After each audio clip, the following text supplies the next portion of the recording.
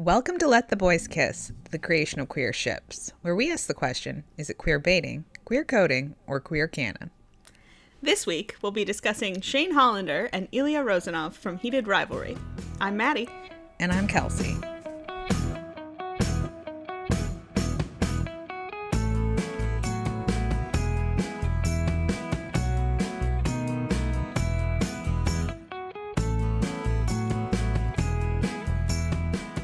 This should be a good one, guys. This should be comfortable. We know the last couple episodes have been rough.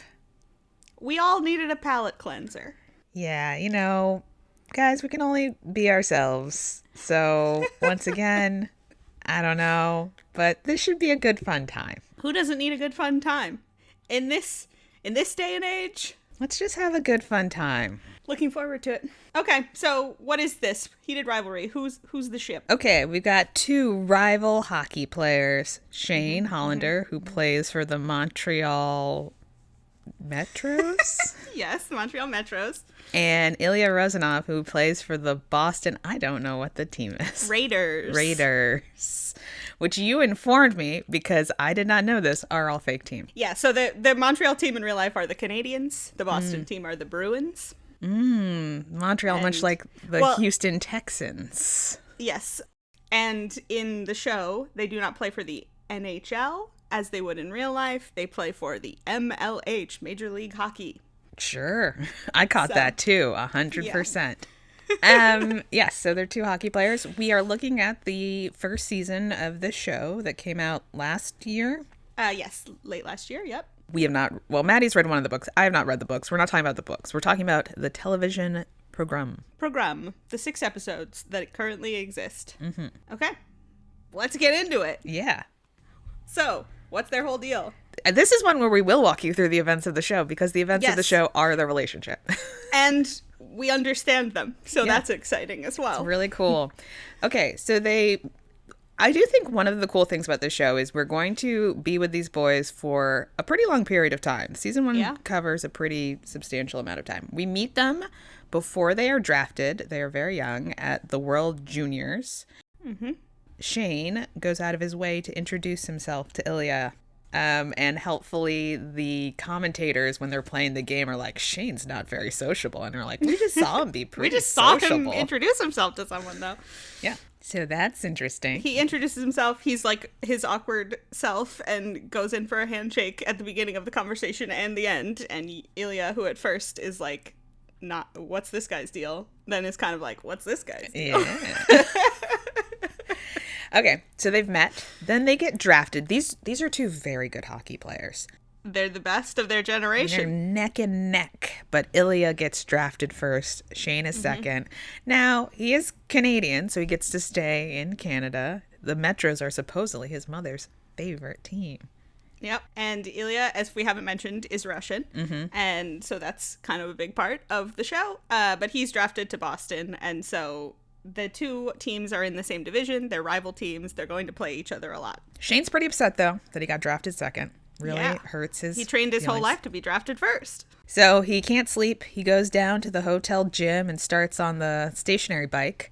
Mm-hmm. And then lo and behold, Ilya's also come down to the hotel gym. How interesting. And hops on the stationary bike next to him. They have a little bit of a, it's not a race. They're racing. But they're racing on stationary bikes. Yeah. They get pretty wiped out. They're sitting on the floor across from each other. Ilya offers Shane his water bottle. Shane takes it. Because he didn't bring one, which is crazy. No, it's not making sense. But, he's upset. He's not thinking straight. It's true. It's true. And they brush fingers. And they share eye contact, and Ilya winks at him. It's a whole thing. All right. But then nothing happens. We fast forward 6 months. Yeah. And they're shooting a commercial together because they're both big deals. Mm-hmm. And they have a conversation where Shane's like, I didn't know you were going to be here. Ilya's like, when did they tell you that we were doing the commercial together? And he's like, I don't know, a couple days ago. Yeah. Why? When they tell you? And Ilya says, oh, they didn't tell me. It was my idea. What? Interesting. And, you know, they've been doing some, like, hockey moves for the commercial, skating towards each other, getting in each other's face. They start having a good time. We didn't write this in our notes, but it's quite giggling. They're giggling. They're kind of giddy. They can't keep straight faces, even though they're supposed to be doing, like, be intimidating, and instead they're giggling. Put on your mean face. The guy shooting the commercial is like, can we please just be serious? Come on, please, guys. That's Jacob Tierney, by the way, playing that director. That's fun. Yeah. But, you know, you get the giggles, and you can't stop. Yeah. So anyway, they gotta shower off after they shoot the commercial, and it's our introduction to both of their asses, and that's kind of a big part of the show. It is. Impressive asses. We didn't talk about this yesterday or in our outline again, but in addition to being very into the chirons on this show, the blocking. It's great. Yeah. I mean, we'll talk about it a little, even though it's not really in the purview of this conversation. Yeah. It's a very well-made show in, like, pretty much every respect. So there's a lot to like about how it's put together and everything about it. But yes, the blocking is very good. Okay, so they're in the shower together. Shane's looking over a little bit more than is appropriate in a shared shower situation. Ilya's noticing his interest. And then Ilya demonstrates his interest. Yeah. To and Shane. Shane notices as well and also is like, not here. Very, very demure. So nothing happens in the showers, but they get out of the showers and they're in the locker rooms and Shane's getting dressed and he's like, we can just forget that happened. And Ilya's like, really? And so Ilya is like, if I came to your room tonight, would you be interested, basically? And Shane's like, well, yeah, I'd be interested. So they set up a time, and Ilya comes over. Running into Shane's mom on the way there. Awkward. So they have a sexual encounter. No penetrative sex, just oral. But it's a great time. Yeah, they have a great time. We learn that this is Shane's first time doing anything with a guy. It's not Ilya's first time. Nope. He hooked up with his coach's son back in Russia. Very risque. But Shane is very nervous that Ilya will tell someone. Which is crazy, because Ilya can't tell anyone because he's a Russian closeted hockey player. But anyway, Shane is, you know, neurotic. And so he's like, you're not going to tell anyone, right? And Ilya's like, no, that's crazy. But it kind of, like, breaks the mood. And Ilya's like, all right, bye. See you later, I guess. So he's not going to tell anyone because of what we just said. Oh, also, we should mention the brother. We've seen him have a conversation with his brother where the brother is not a good guy. He's been demanding money from Ilya, and he also called him a slur. So you're sort of like, is he blackmailing him for money because he knows he's gay? What's the deal? We don't know enough at the time to make up our minds about it, but clearly bad situation at home. And so that's more of the context for why he's going to keep the secret. But anyway, they leave. They've had this nice experience together, but probably nothing else is going to come out of it because it's dangerous for them to hook up. Oh, we didn't say. We said it takes place over a long period of time. It starts in 2008. We're like in the late knots, early tens to start the story. Go ahead. These guys are probably like 1 year younger than us, maybe 2. So it's interesting because it is kind of like a journey through our times coming up as young adults. Yeah. So yes, they leave that experience, cut to a press conference. It's an all-star game. They're both playing on different teams, and the league's trying to hype up their rivalry. So we're doing a press conference with the two of them, and they're asking them a bunch of questions. Ilya's his usual sort of braggy self. That's an important part of this, we should say. Ilya has this sort of cocky, loud personality. Shane is very, like, serious and focused. And so there's that clash as well in the media. But some guy starts asking Ilya a question that's, like, several sentences long and very complex. And Ilya is still new to English at this point, and so he's kind of like, and Shane notices his discomfort and is like, let me jump in here and take this question if it's okay with Ilya. And Ilya is like, yes, it's okay with me. And then we see under the table their little feetsies touching each other. Cute. It's really sweet and cute. It's really adorable, very nice, and I like that they are always balancing in this show, like, yes, the thing that draws them together initially is that they are attracted to each other, but also they just are, like, nice, they like each other, they do little sweet things, it's cute. Yeah. Also at the All-Star game, they're sort of talking while they're both in their boxes and... Benches. Boxes are usually the penalty box in hockey terminology. Okay. They're both on their benches, which are in little boxes, but sure. Sure. And at the end of that interaction, Ilya tells Shane his hotel number. Shane is sitting next to this other older hockey player named Scott Hunter, who it is very clear immediately is like, oh, these boys. Yeah, to the audience, you're like, oh, he clocked them for sure. Because Ilya, not that subtly, is like 1, 2, 2, 1, and then we see Scott lean forward into frame, like, so what was that about? What are these numbers? And so Scott is like, oh, you're friendly with Rozanov now? And he's like, no. Shane's like, no. He's an asshole. Yeah, and Scott's like, tell me about it. I'm in the room next to him. And you're like, oh, that's very uncomfortable. But it's not going to stop Shane from showing up to Ilya's room. No. But he comes into Ilya's room and is like all nervous about Shane or Scott being next door.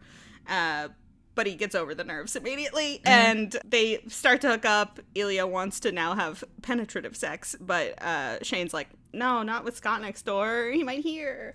So Ilya's like, no worries. We'll just do it next time we're in Montreal. And then Shane starts to be like, next time? Like, is this going to be a thing? But he calms down. Mm-hmm. They have their little hookup situation. Mm-hmm. Then they exchange phone numbers. That's a big step. But with code names. So that if someone's looking over their shoulder at their phone, they will think they're texting a girl. And so Ilya becomes Lily, and Shane becomes Jane, and then they will be that for the next decade. So yeah, they are supposed to meet up in Montreal 2 weeks later, but Ilya gets stuck in Boston because of snow. The planes cannot take off, and it's like he's not happy about it. His leg is shaking in the airport. He's all like tense about not getting to his hookup, and his teammate has to be like, don't worry about it, my guy. Whoever she is that you're going to meet, she'll forgive you. And he's like, whatever. Get out of here, that guy who's always around. Marlo. So yeah, they don't get to hook up. Ilya goes home to his apartment where a beautiful woman is waiting for him. And you're like, girlfriend? But then she sees that he's texting a girl on his phone and she doesn't seem to care at all. So you're like, hook up, friend? That's just his day one homie, Svetlana. She rules. She's really cool. And she's hot. Very beautiful. She's a very beautiful woman. Gorgeous. But, Ilya would never hang out with anyone not hot. That's true. I'm just saying, also, just, outside the show, that actress, you're like, wow. No, she's stunning. Okay, so it's the end of their rookie season. Mm-hmm. They're at the MLH Awards, where, like, who's going to win Rookie of the Year? And it's Shane, lo and behold. Wow, how the tables have turned. I know. And so there's our celebrations happening. Scott Hunter is there. He's like, we want to have drinks with all the rookies. Where's your boy, Rozanov? And Shane's like, he's not my boy. What? My boy? He's not my boy. We're not friends. And you're like, okay, guy, it's a lot. Yeah. Anyway, Ilya's not there. Shane's like, where the hell is Ilya? I want to be rubbing it. Shane is like, where is my boy? Yeah, where is my boy now that you mention it? Mm-hmm. Because he's like, I want a thing. I want to brag about it to him because would be fun. That's kind of our dynamic. So he goes up to the roof and finds him there where he's having a cigarette. We haven't even mentioned the cigarettes are kind of a thing in their relationship. But so he goes up to be like, you couldn't even come down because I won something and now you're pouting about it, blah, blah, blah. And Ilya clearly is like going through something up there. And he sort of blows up a little bit at Shane and is like, not everything is about you. And then Shane's like, well, what is it about then? And Ilya says, I go home in 3 days, expecting presumably that he'll be like, oh, is that bad? But instead Shane is like, must be nice. Shane.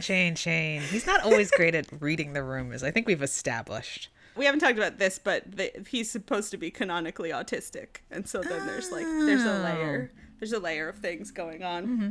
But anyway, he doesn't read the cues. And Ilya then is like, damn, I shouldn't have tried to be vulnerable. Oh, rejected again. Anyway, Shane then is like, fine, if you're going to be like this, whatever. But goes in for another handshake. He's so weird about his handshakes. Yeah. Especially because in this case, he walks away. They're like up some steps. And Shane walks down the steps, then reaches his hand out to Ilya. And you're like, okay. Ilya comes over, grabs him, kisses him. But they're, again, to remind you, on the roof of a public hotel. Yeah. And Shane then gets mad that he kissed him in public and is like, how dare you? Someone can see, blah, blah, blah. And then anyway, runs off in kind of a huff. And Ilya is like, see you next season. And he doesn't reply. Yeah. Okay, that was episode 1. Now we're in episode 2. It's the summer, and those boys are always jogging. These hockey players are always out for a jog. Well, I think it's cheaper to shoot them jogging than to show them on the ice, which is what they actually would be doing. But, we make our production choices. I mean, I believe that they jog. And anyway, they've been text flirting. Mostly Ilya's been text flirting. Shane's been leaving him on red a lot, but Ilya is not dissuaded. No. It's like, we will be arranging another hookup eventually, but it takes him like 2.5 years. Persistence. It's a lot of persistence. And then finally, Shane is at a weak moment, I guess. They're at a game in Montreal, and Shane finally is like, sends him his address, and they are going to meet up after a game. And Shane's very nervous about it. He hasn't come to this back alley of his building. It's very suspicious. Ilya's like, you will murder me? But anyway, they have their little cutesy competitive running up the stairs moment. And then they do the sex. They do the sex. It's very sweet. Ilya keeps checking in with him to make sure he's okay, and it's all very romantic, and they both have a good time. And afterwards, they're being like, oh, that was nice, blah, blah, blah. And Ilya says to him, worth the wait, because clearly they waited a long time for this. And Shane kisses him on the forehead, and it's really sweet, and Ilya freaks out. And it's like, maybe a little too tender and intimate. I gotta go. Yeah. I gotta go. I gotta get out of here. But even so, they still then are like having this conversation on the back stairwell while Ilya's tying his shoes, which I've never understood the logistics of. But anyway. Maybe the shoe became untied after he got to the bottom But I thought that too, but then he ties both. Maybe they both became untied. Maybe he did a really bad job upstairs. Well, he's trying to get out of there. That's true. So anyway, they're on the stairs talking about the fact that the Olympics are coming up. They're both going to be chosen for their teams. And Shane's sort of like, so I guess we're not going to see each other in Russia because this is the Sochi Olympics in 2014. Which will remind you, the show started in 2008. So we're in episode 2 and we've made it 6 years. Yep. So he's like, yeah, we're not going to see each other. He starts to kind of ask about Ilya's family, and Ilya's pretty cagey about his family being there. And then they share this really sweet kiss before Ilya goes, and you're like, okay, so that's nice. They feel nice about each other, and I guess we'll go to the Olympics and see what happens there. Yay. Will it continue to be nice? We love the Olympics. We love the Olympics. But does Ilya love the Olympics? No. So we're at the Olympics, and Russia does not make it into the top 3. No medal for Russia. Out. They lose to Latvia. That's embarrassing. It's very embarrassing. So that's tough for him. And Shane's kind of like, he sends him a text to be like, you doing okay?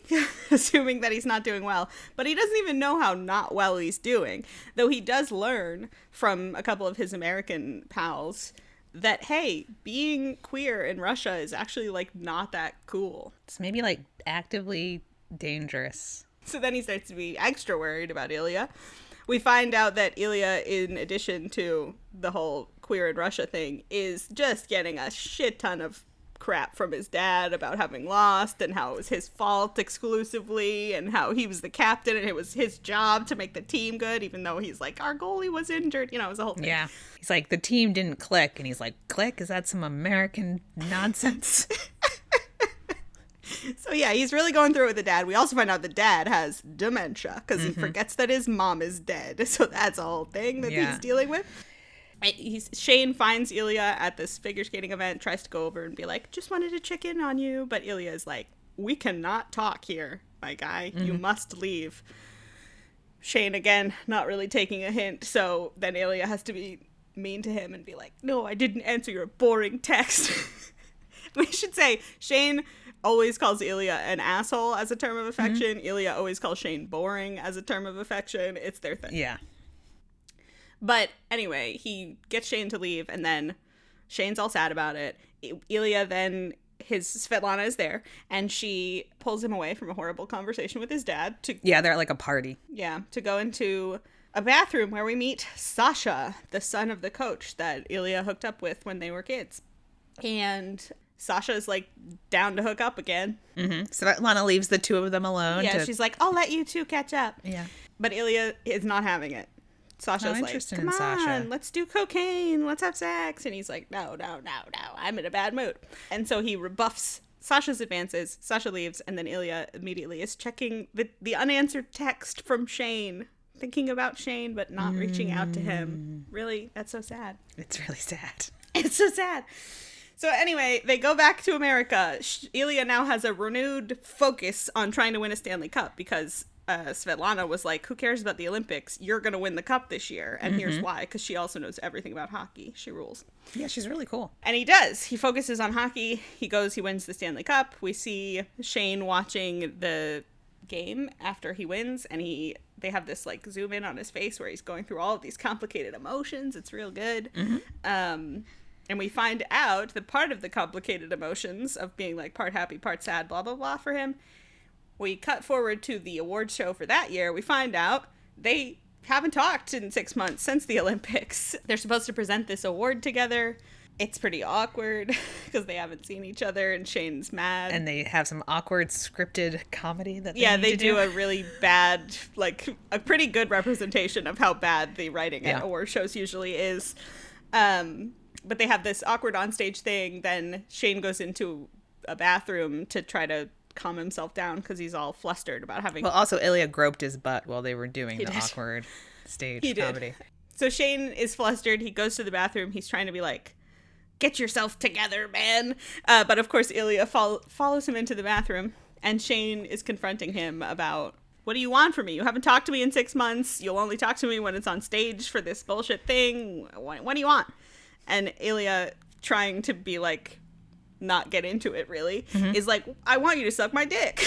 And you're like, oh, not a great move, Ilya. But of course, Shane kind of folds immediately because he just really likes him. Yeah. So then they have this charged moment in the bathroom where Shane's like, why don't you suck my dick then? And then Ilya is like, I don't know. He's like, what if we hook up afterwards, basically? What we're going to do is go back to the award show. Then we'll meet at my hotel room after. And if you win, I'll do this for you. And if I win, you'll do something for me. And so Ilya wins. We're passing these awards back and forth. He wins MVP. And Shane shows up and is like, all right, collect your prize. What do you want? And they have some like emotionally uninvolved or at least intentionally distant sex. And afterwards they're sitting in bed and Shane starts to try to ask him questions about himself and like going back to Russia and how does he feel about it? Is he safe there? All of that sort of stuff. But Ilya is not open to any questions right now. He's just sitting there quietly trying to be like, pretend this didn't happen, basically. And then Shane goes to leave. And they have this weirdly because the only times we've seen them hook up, they've had these like sweet little moments when they were leaving each other. And now Ilya's in his bed in a different room and Shane's at the front door and he's like, bye. And you're like, oh, this doesn't feel great at all. And then Shane goes into the elevator and he's all sad about the experience. And he's like, they're using him writing text to externalize his internal monologue. So he's trying to write like, see you next season, and he deletes that, and then he writes out, we didn't even kiss, and then really he deletes that. And you're like, oh, God, devastating. And that's the end of episode 2. Okay, now we're in episode 3, and episode 3 is not really about Shane and Ilya. It's about Scott Hunter. He's back. Who the hell is Scott Hunter? Baby. And basically we learn that Scott Hunter is also gay, very closeted. He very closeted. Ends up meeting this smoothie barista named Kip, who he falls for, and the episode is about him getting into a very intense relationship with Kip. Very quickly. But not being able to come out. And within the course of the episode, the relationship falls apart because Kip is like, I can't be unacknowledged. I can't not tell my family about it. I'm lying to my dad. I hate this. And so they break up. And, Scott's really quite sad about it. My favorite thing about this is the retcon that the reason the U.S. came in 4th at the Sochi Olympics is because the captain was gay and sad. Yeah, not just gay, but sad. He had just broken up with his secret boyfriend. Yeah. He was wearing the socks that he gave him underneath his other socks. It was kind of a whole thing. One of the few moments we get with Shane or Ilya in this episode is as Scott is going through it because of Kip. At a game, he ribs Shane about how Shane is starting to sound like Ilya. Yeah, because we cut, like, Ilya is giving him crap at their game, and then the next game is against Montreal, and then Shane tries to do a little, like, playful shit-talking, which is a thing he doesn't really do. And, Scott is like, you're starting to sound like him. And unsurprisingly, your boy. Shane doesn't react well. Shane thinks it's implying something that he doesn't want anyone to imply. So they get into a fight, and the commentators are like, this is weird. Shane's fighting Scott Hunter. Shane and Scott, they never fight. They never fight. So anyway, this episode ends with Scott and Kip broken up. Scott is looking forlornly at Kip as he's celebrating his birthday at his like, he's local doing this Steven Spielberg looking through the window at the family having a good time without him. Yes. And it's worth saying, Scott is very alone. His parents died when he was a kid. Shockingly alone. He doesn't seem to have any other family. Friends. I think he's just like, I mean, he's super neurotic about no one finding out, but I think that extends to, like, he can't even have friends because he was so afraid of sharing anything about himself and them finding out about it. And you're like, this is no way to live, Scott Hunter. I don't think this is going to work out for you. Yeah. Well, hockey became his family. It's true. But they don't know this big thing about him. It's a huge deal. Yeah. Okay, so that's episode 3, the Scott Hunter interlude. Now we're in episode 4. All right, we have another montage to match the montage at the beginning of episode 2, except this time we're making progress.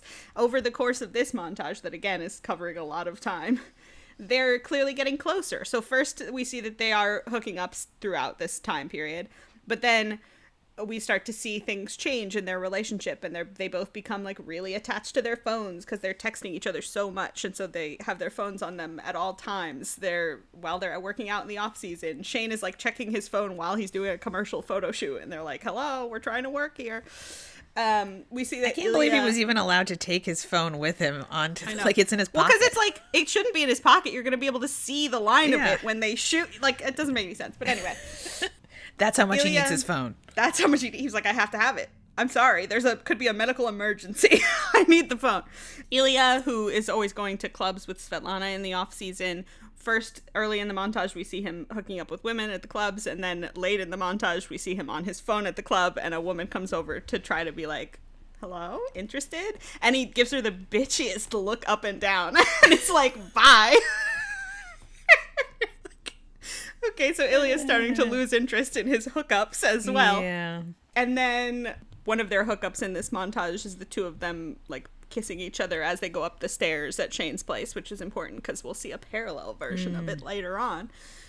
Shane, over the course of this, wins not 1 but 2 Stanley Cups, and we see Ilya be happy for him winning the first one, and then at the second one, we see them texting each other while Shane is in the locker room getting sprayed with champagne right after the game. This is how much they're in contact all of the time now. But people are also starting to notice all this texting. Mm-hmm. Svetlana is asking Ilya about Jane. But Shane also has this teammate, Hayden, who he's quite friendly with, who they tend to room together when they're on trips. And he's like, who's Lily? Yeah. So, well, first Hayden's like, when are you going to settle down with someone? Because Jackie, who's his wife, and I want to have, like, a couple friend that we can hang out with. And so he's trying to pressure him to have a girlfriend.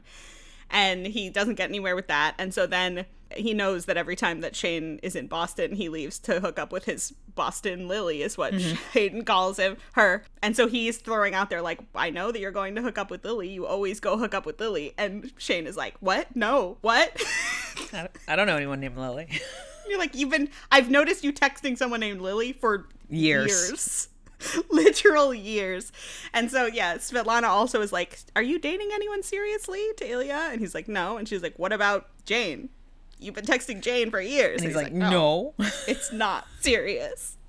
No. So they're both, everyone around them is getting suspicious. So, cut to, we're in Boston.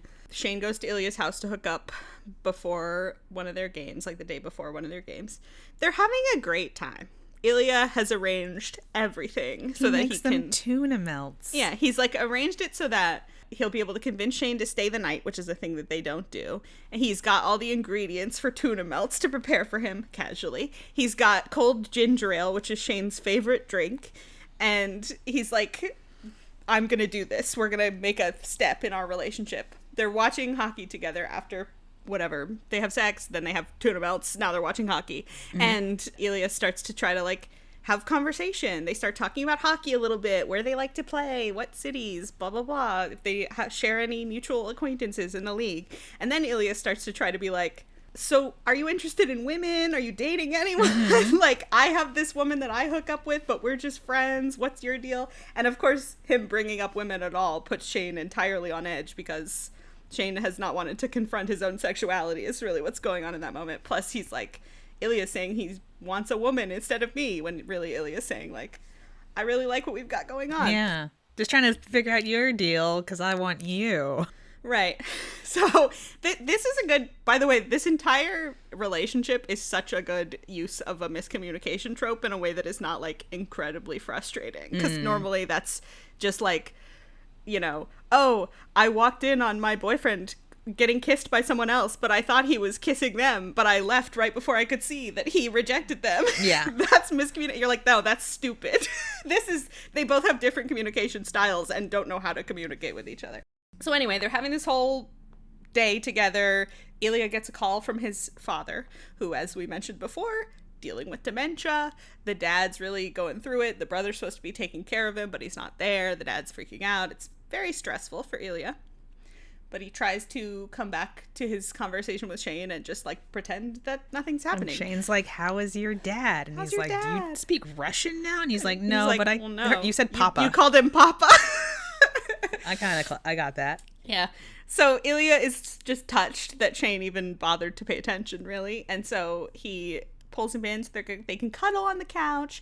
Shane escalates things to be sexual. They have another encounter on the couch, which is quite intimate. And they're both really feeling it, to the point where Ilya calls Shane Shane, which I guess we should mention they've only ever called each other by their last names. And then Shane calls Ilya Ilya, and it is once again too much. It's too much for Shane this time. Yes. And he freaks the fuck out, gets up and is like, I forgot that I have a meeting in the morning with the team and I have to go.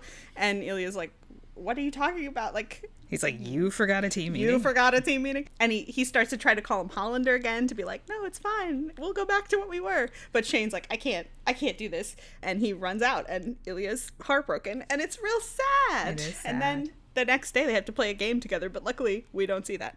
Yep. And then Shane goes to lunch with his parents. I don't think we've really mentioned this, but his mom is basically his manager. She's setting up all, like, his brand deals, and, you know, she's very driven. And his dad is there and nice. He's nice. He's not just there. He's very supportive, but he's, like, not that involved in the hockey. Yeah. As you pointed out, he'll go out to dinner with or lunch with his parents, and some will be like, are we expecting a fourth? And they're always they're no. like, no, we're not. And you're like, are we though? I think we're expecting a fourth. And that's another use of good blocking. It was, yeah. And his mom is like, okay, Rolex wants you to go to Wimbledon and sit next to this Swedish princess. And Shane's like, I don't want to sit next to a Swedish princess. He's upset. He's very upset. And he can't obviously tell his parents why. He's in a really bad mood.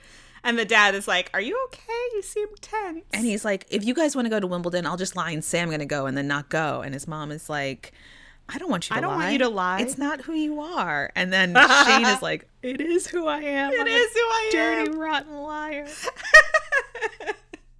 So he's not feeling better. So then he's back in Montreal. His friend on the team, JJ, is constantly trying to get him to come out and socialize. He convinces him to come to this bar because the cast of the X Squad is going to be there, which is supposed to be like X-Men in this universe. And so Shane goes out to this bar. Oh, I should say, we didn't say, at the lunch, Shane asks for ginger ale, is denied ginger ale. They don't have it. He goes to this bar, asks for ginger ale, is denied ginger ale by the bartender, who shockingly is like, you can't order ginger ale, that's not fun, which is a thing a bartender would never say. It's not appropriate. No. Bartenders understand that people are designated drivers, people are sober. You would never try to shame someone into ordering alcohol. But anyway. This man can't get a ginger ale in this town. He can't get a ginger ale anywhere except with the one place that he wants to be, but he won't go.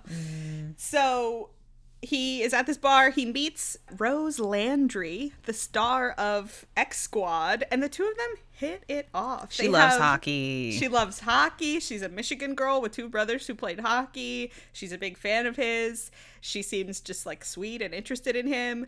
They have a lot in common. He's like, wow, is this what it's like to be attracted to a woman? And it's like, no. This is what it's like to make friends. But he wouldn't know. Close, though. Close.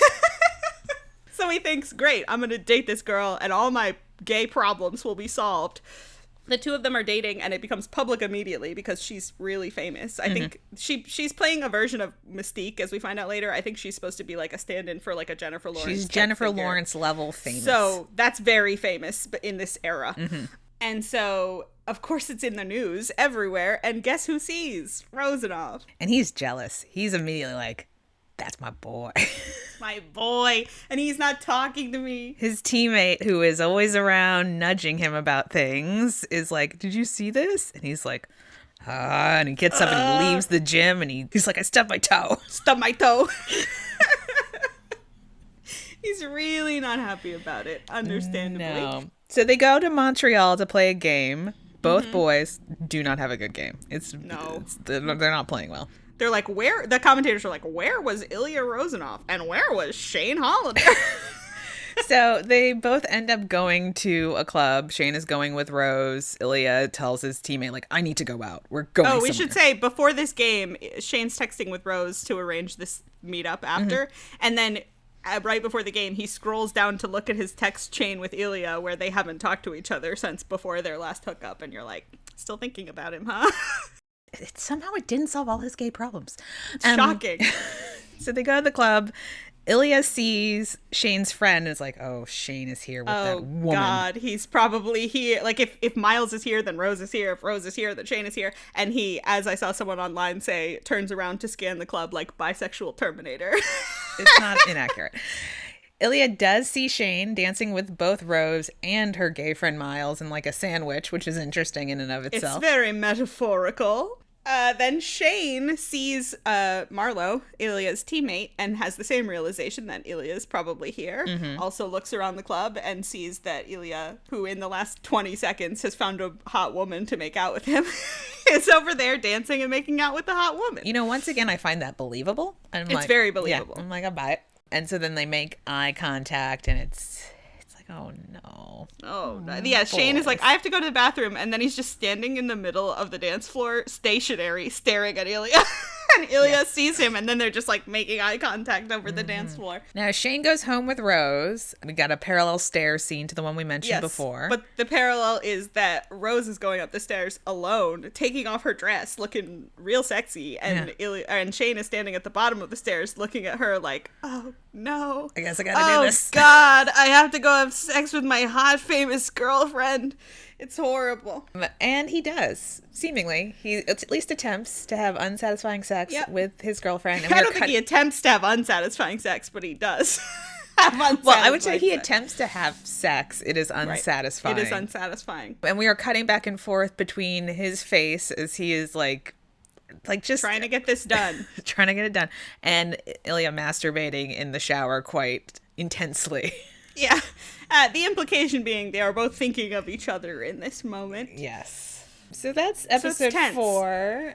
It's real tense. We go into episode 5 with the morning after, and it's clear that she's aware that it didn't go well. She knew it didn't go well. Yeah. It's bad enough that he is like, sorry about last night. I think I'm just sort of stressed from this season. And she's like, don't worry about it. It happens. But also, let's have dinner this week. Yeah. And they go out to dinner, and Rose basically is like, hey, it's okay that things aren't working out. It's cool. It's fine. But are you gay? Yeah, she's like, it's quite clear that you're not attracted to me and therefore are probably gay. Do you want to talk about that? And she becomes the first person that Shane comes out to, and she's very, very lovely about it. She tells him, like, listen, I went to theater camp. 80% of my boyfriends have been gay. It's totally fine. Don't worry about it. She's just such a pal. I love her. Yeah, no. Again, all of these boys have great female friends who are just, like, lovely people. And they just have a great conversation, and then they leave dinner, and she's like, seriously, we are going to stay friends. We are going to stay best friends. I'm going to be texting you. You text me whenever, because I can tell you don't have anyone else you can talk to this about, and you clearly need someone to talk to about this. And you're like, what a great gal. She's so lovely. And she does. She follows through. They do become best friends over the course of this. But now everything has changed. Oh, sorry, we should say Svetlana we see Svetlana and Ilya together being besties, and it also becomes clear Svetlana's like kind of suspicious about Ilya and Shane, because whenever she mentions Shane, Ilya gets all cagey in a way that he is not about people. And she's talking about how Shane is hot and really good at hockey, and he's like, whatever you say. And she's like, you know that he's hot and good at hockey. Like, why are you so weird? And so that we see that there's the underlying thing with the two of them. Cut to all-star game, but this time the two of them are going to be playing on the same team. It's East versus West. Very excited about it. So Ilya is at a bar beforehand.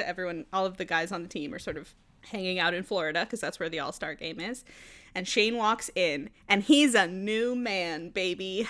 Having come out to Rose has really, I think in his mind, he's probably like, okay, this is what I am now, so I'm going to take my life under my own control and go get my man, basically. Yeah, he clearly had not internally confronted the fact that he was gay. In his mind, he was, yes, a man having sex with a man, but that didn't necessarily mean he was gay.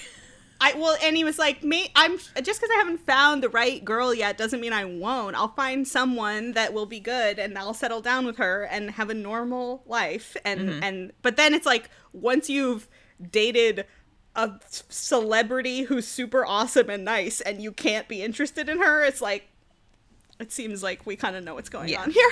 Yeah, that conversation was very revelatory for him internally also.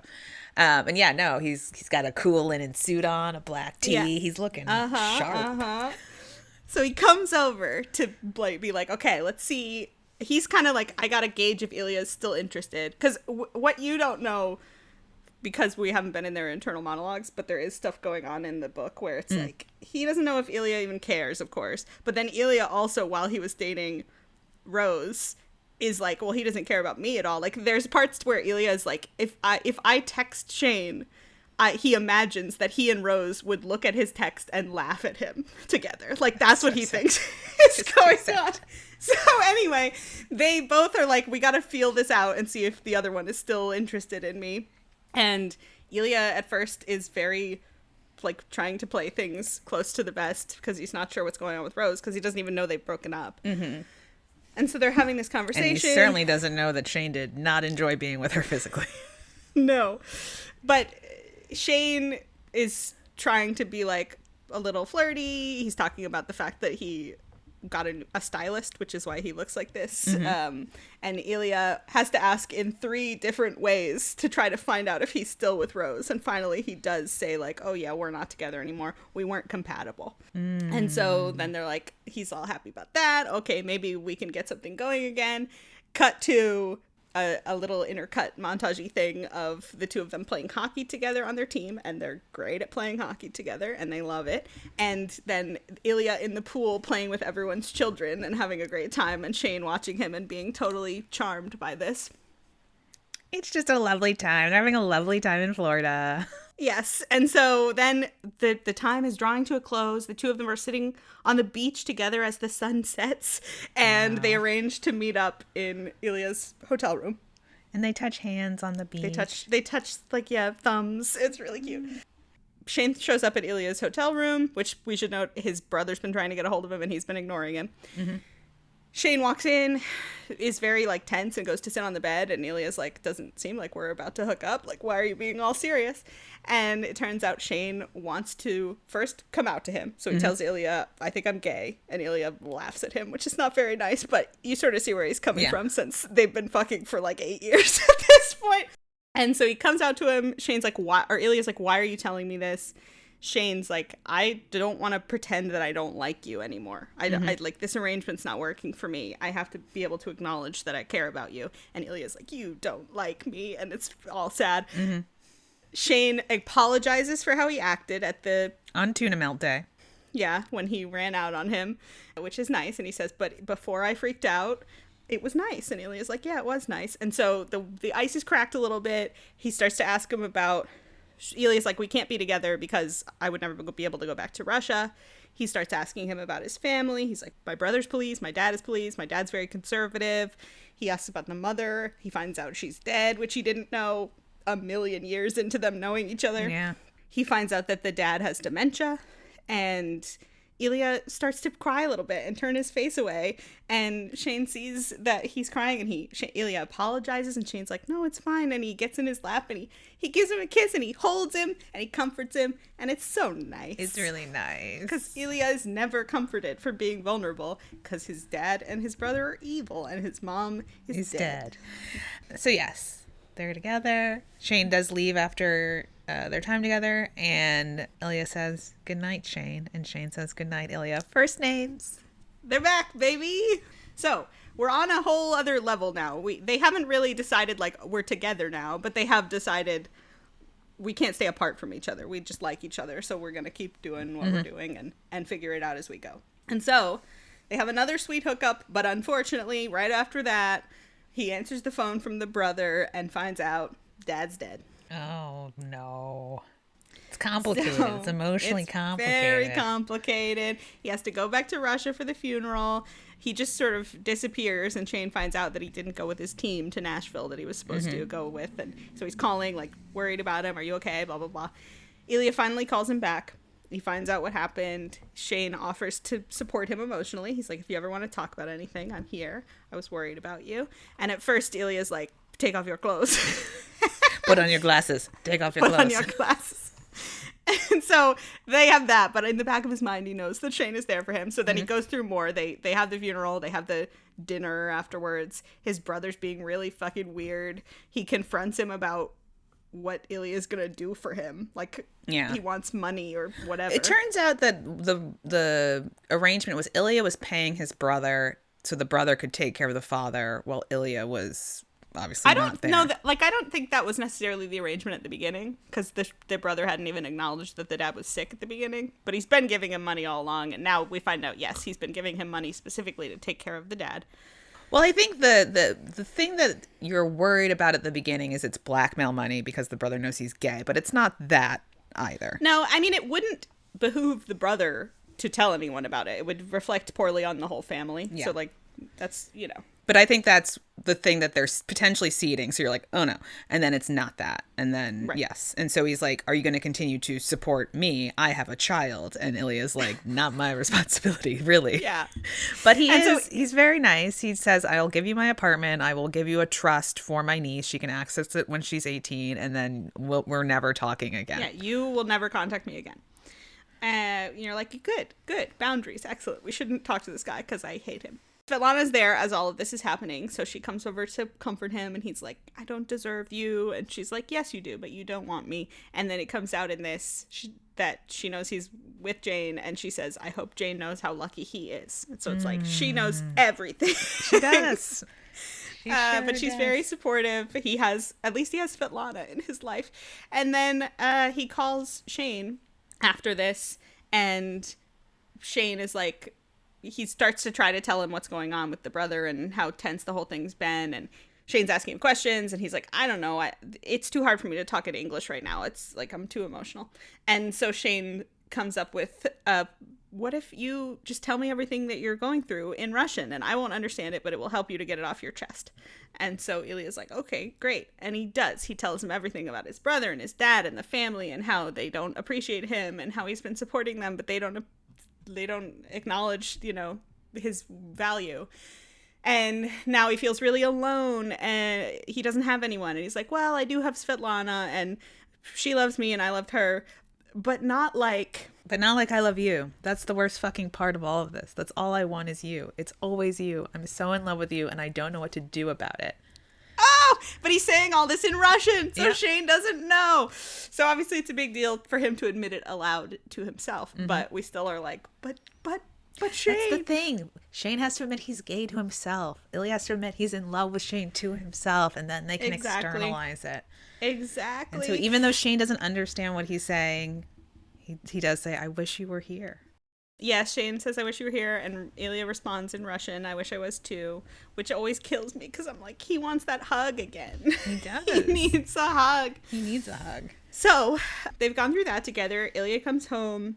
They're playing their first game against each other, and they're giddy to see each other again. They're like smiling at each other over the face-off, and Shane gets the puck and then commits a cardinal hockey sin. He's carrying the puck through the neutral zone, looking behind himself at Ilya because he can't stop looking at his boyfriend, and he gets lit up. A guy hits him, and it's not good. He's like passed out on the ice. He's crumpled there. Ilya's freaking out about it. He's standing there watching, trying to be like, is he okay? Someone tell me what's going on. And of course the ref and everyone's like, just get back, because they don't know they're in love. Exactly. He thinks he's his rival hockey player. Right. And so they're carting Shane off the ice, and he is saying in his like concussed state to these paramedics, tell him I'm okay, he's gonna worry. And they're like, oh, we're calling your dad. And he's like, not him, Ilya. And then they're like, what? But luckily they're just like, what did you say? I don't know, we're going to the hospital, your dad will meet you there. And so Ilya then visits Shane in the hospital. Mm-hmm. And this is a bit of dialogue that has really broken away from the show. Shane is hopped up on drugs. Shane's super high, and he is like, I'm gonna be fine, is the takeaway. He has a broken collarbone and he's concussed, but he's gonna be fine. But he's gonna miss the playoffs. But he's like, really, he'll miss the playoffs, but really what he's upset about is that he had plans for Ilya last night. There was something he wanted to ask him, and Ilya's like, maybe it's better if you just wait until later. But he can't wait. So he has to get out. Will you come to my cottage this summer? Don't go to Russia. Come to my house. We'll have so much fun. It's so private. No one will know. Hollander, you know we can't do that. We could have a week or even 2. We'd be completely alone together. Maybe. Yeah, he gives him a maybe, even though he clearly means no. Mm-hmm. And a nurse comes in, and then Shane's like, oh no. And the nurse, who also knows they have this rivalry, is like, uh-oh, you're not going to smother him with a pillow, are you, Mr. Rozanov? And he's like, haha, no, good idea though. And he leaves. Yeah. And as he's leaving, he shushes Shane, because he's like, I can tell you're really high. You are about to start telling this nurse that we are dating. So anyway, Shane's out for the playoffs. Ilya he stays in the playoffs for a little bit, but he's also injured, not playing well. His team loses. But you know who wins the cup? Shane Hunter. Scott Hunter. Sorry. I keep doing the same thing. It's because it's Shane Hollander Scott. They have the same letters. I know. Scott Why do they have Hunter. the same initials? Even though he's 100,000 years old. Yes. Okay, so they win the cup, and they're so excited. Everyone's family comes streaming out onto the ice to congratulate them, and no one is there for Scott. Literally not a single person. He doesn't know anyone. He doesn't. His parents are dead, but he doesn't have any aunts, uncles, cousins, grandparents. No friends. No friends. Nothing. So he's like, he's sad. Starting to realize this is bullshit. Like, yeah. I just won the cup. I could do anything I want in my life. I have all the power in the world, and I got no one here to support me. And he notices his ex-boyfriend, Kip. Well, maybe ex-boyfriend or whatever. We don't really know what's going on. Yeah. He notices Kip up in the stands. And he's like, fuck it. And he calls him down. And Kip's like, come on down here. And he's like, you. Get on down here. And everyone's like, this is very unusual. Is he calling down a fan? Scott Hunter is calling down a seemingly random fan from the audience. What's going on? And Kip makes his way down, and Scott brings him onto the ice, and everyone's like, what's going on? And then Kip gets on the ice, and Scott is like, I love you. I want us to be together. And Kip's like, oh my God. He's like, you don't have to do this. Yes, I do. And then they kiss. And obviously the commentators are like, this is very unusual. They say, you don't see this every day. But we're also watching, obviously, Shane and Ilya react to it. And Ilya is obviously having a moment. And they've been texting during the finals too. And they were like, what's Scott doing? I don't know. And Ilya calls Shane. Shane gets up, goes in the other room. And Ilya says, I'm coming to the cottage. Yay, he's coming to the cottage. And everyone the crowd goes wild. We're all like, we did it. Yep, exactly. And so episode 6 comes to the cottage. It's coming to the cottage. The cottage rules. They make an arrangement when he first arrives that they're going to try to be honest with each other the whole time that they're here. Mm-hmm. And so a lot happens. Ilya opens up about his mother. We learn that she committed suicide when he was 12 and he found the body. It's just so sad. Oh my God, it's awful. They exchange I like yous, which is quite sweet. Mm-hmm. Ilya starts to float, like, my contract is up at the end of this season, and I am a free agent, and I'm thinking I'll maybe come to a Canadian team, maybe, just an idea, and I kind of want a passport that's not Russian, just in case. And so he ends up floating the idea of marrying Svetlana, who is American. She's like... Well, she has American citizenship, which is the point of this conversation. And he says to Shane, who is not reacting well to this, she would help me. But is she, I don't know, someone you'd want to marry? We're friends. We would be fine. And it would be for the passport. Okay, but... But what? But you like women, right? You could find someone you'd want to marry for real and still get the passport. Maybe, but... But what? I have this problem. What's the problem? I like women, yes? Yeah, I know. And everywhere I go, I'm surrounded by beautiful women, and they love me. Sounds rough. Yes, it is. Listen. And these women... They're so sexy and fun, but I'm always thinking about this slow fucking hockey player with beautiful freckles and a weak backhand. A weak backhand? Yes, very weak. And he's so boring, and he drives this terrible car. It's a normal car. I'm always wishing that these women were him. It's a terrible problem, huh? Do you want that problem to go away? I don't ever want that problem to ever go away. Don't marry Svetlana. Just don't. I know it wouldn't be for love or whatever. Just don't. We can figure something else out, okay? And he says, okay. And it's a huge, important moment because, like, clearly for us watching, we're like, Shane, the reason he won't find someone else to marry is that he wants to marry you. And he's proposing an idea here that will make it possible for you to be together without coming out, which is seemingly what you want. But it also is a big underlying thing for them that Shane is gay and Ilya is bisexual. This is a thing that's come up for them multiple times. When Shane tries to come out to him, he's like, okay, you're gay. Like, who cares? And Shane's like, well, you're not gay. And he's like, no, not completely. But for Ilya, it's like never really been a thing what his sexuality is. I think he has always had options, but the problem for him is that he loves Shane. Like, he's not really thinking, you know, oh no, I'm gay. He's thinking like, oh, it's a problem that I love this rival that I can't be with, and, you know, it's not going to work out. Whereas Shane always has been like, it's a problem that I can't be normal and find a woman and marry her, which is what people want from me, because his mom has always said, like, you know, everyone's looking up to you. You have to be this model perfect guy. So right. They're going through different things. As you're saying, in Shane's mind, Ilya could just be normal. He could just choose, like, I'm going to be normal. He just doesn't understand that that's not how love works. Ilya is in love with him. Exactly.